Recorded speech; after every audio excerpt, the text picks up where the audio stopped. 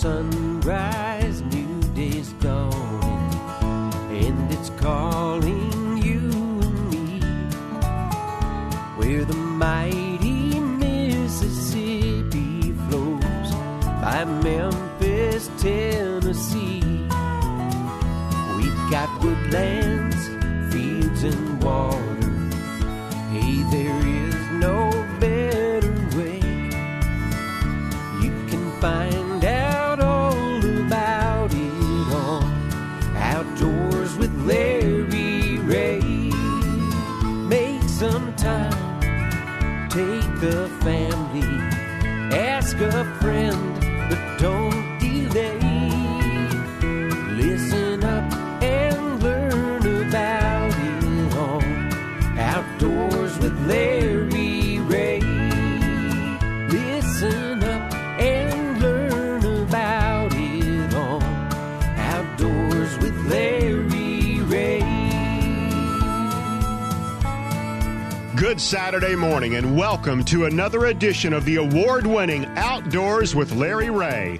Brought to you proudly by Tennessee Wildlife Resource Agency, Barton Power Sports, Sportsman's Warehouse, and Best Care Home Services. Now, here's your host, Larry Ray. Hey, good Saturday morning. Welcome to Outdoors with Larry Ray. We talk outdoors for the next 90 minutes. Fastest 90 minutes in outdoor radio programming. It's so fast that I'm standing up this morning. I'm afraid to sit down. Don't have time. There's too many people in the studio. I'm getting claustrophobia in here because this is the first Saturday of the month, which means, are y'all going to sing it? Show. I thought they were going to sing for a minute there. I didn't know. Oh, man. But Yes. We finally hit February, and I know the question. All right. It's Everybody's Groundhog Day. mind It's the Groundhog this morning. Yes. Okay. Will Larry Ray see his shadow? Yes. Oh, no, the shadow knows. Shadow Yeah. I haven't seen my shadow in a long time. But first Saturday, that means Gene Smith. Good morning, Gene. And he's got on a real nice-looking shirt. Yeah. It says Outdoors with Larry Red. Hey. Did you know it was misspelled at the end? No, it says that. Okay. And also, Dave Gabbard from Lexington has floated in here before he begins his journeys west and journeys south. Well, I'm making the loop today from Lexington to here, then I've got to be at the blind to cook lunch. Yeah, we're going to talk about that, too, as we talk about this is Youth Waterfowl Day in Tennessee, and next Saturday also, but there's a lot of kids. A lot of them are going to be up at Halls, Tennessee, at the Taj Mahal. We're just a couple of days late. 60-degree weather. Don't be crazy. We don't talk about that because I know the gentleman on the line with us. We're going to talk to Quality Deer Management. You folks out there, and Justin Lawson has been on here before, and glad to have him. Good morning, Justin. Good morning, Larry. And we've got a guest with us, Justin. Why don't you introduce this gentleman? Yeah, we've got Kip Adams. He's our Director of Conservation, handles all of our advocacy efforts, legislative issues and stuff like that, state and federal levels, and handles all that for us, yeah. Now, Justin is right out at Collierville. He handles our area for Quality Deer Management Association, and Kip is on the line. Good morning, Kip. Good morning, Larry. Thanks for having me this morning. Yeah, we don't want to know what the temperature was earlier this week in Pennsylvania, but, it's crazy weather, the vortex and the wind chill and all them things like that. Let's talk deer, and let's talk Quality Deer Management Association. You guys, and I got the press release about the Whitetail Report, the 11th Annual Whitetail Report. And tell our listeners what this report is all about. Well, back in 2009, we created the very first one of these and have done this annually as a way to just share information, with hunters, with professional biologists, with natural resource agencies, and in the media to kind of show what's really going on in the whitetails world. And we laid it out. It's kind of a State of the Union address for whitetails. So we get all kinds of information from nearly every state wildlife agency. So hunters and agencies can look to see how the deer harvest compares in their state to others in the region or others in the country. And we always list a section on the biggest issues or concerns or trends going on in the whitetail world. So if you're a deer nut like me or many of our QDMA members, it's a great document to have. It really is, and we're going to kind of pick your brain and bring Justin into as we talk about this too. But total antlered buck harvest of 2.8 million in the United States in 2017-18, which was 2% more than the previous season, and 23 of 36 states increased their buck harvest. And what I really found amazing in this thing, it appears that the buck harvest exceeded the antlerless harvest in 2017-18 for the first time since 1998. So talk a little bit about that. Did that kind of jump out at you too?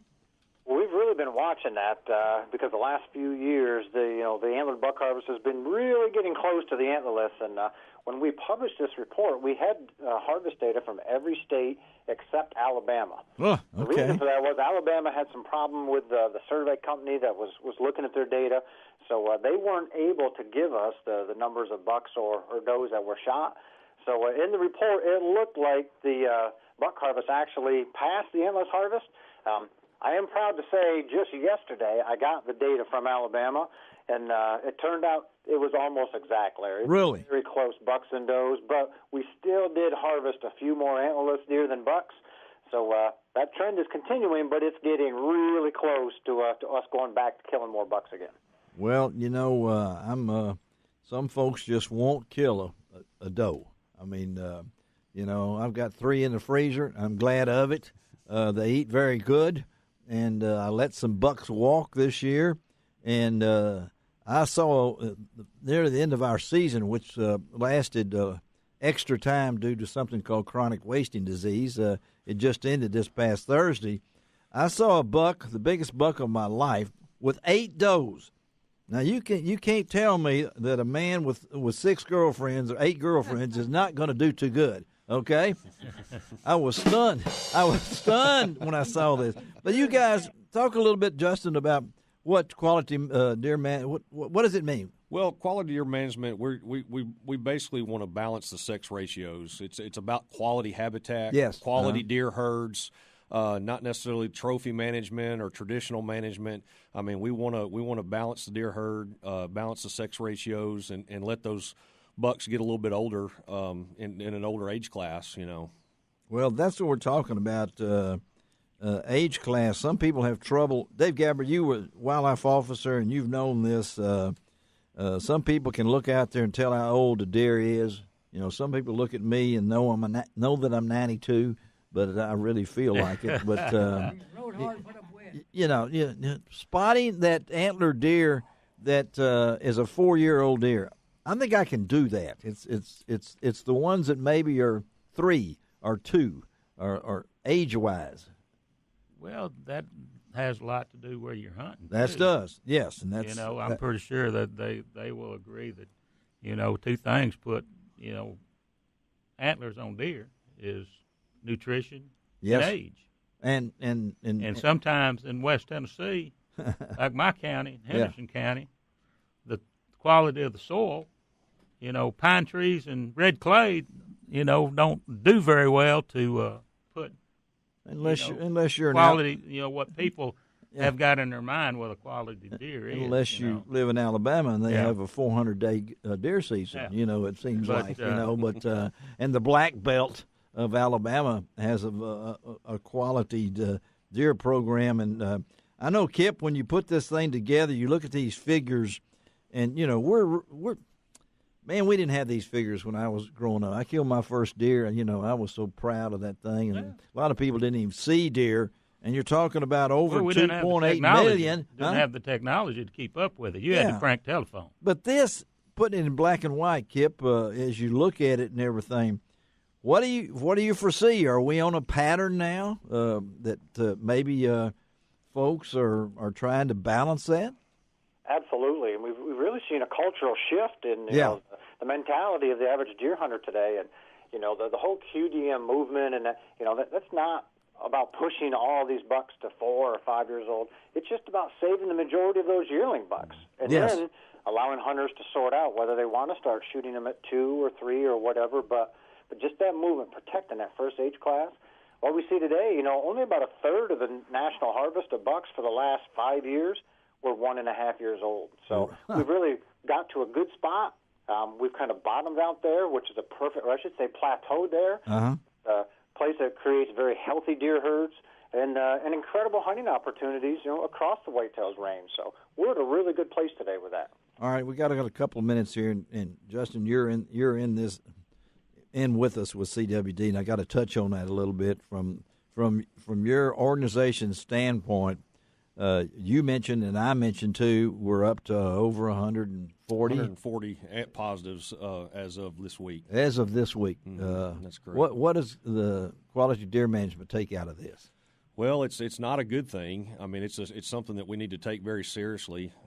Even though it's not transmittable to humans, we still are cautious about, if your deer comes back positive, to not eat it. That's yes. what we're recommending. Make sure you get them tested.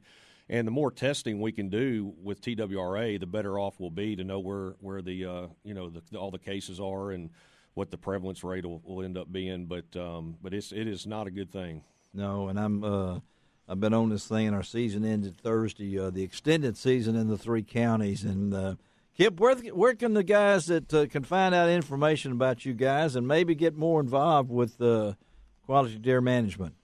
Sure. The easiest way, Larry, is just to go right to our website, which is qdma.com. Yes. There's all kinds of information there for them, deer hunting and management related. So if they like what they see, we encourage them to join and help support the future of deer hunting. Well, I appreciate you taking time on this Saturday morning from Pennsylvania.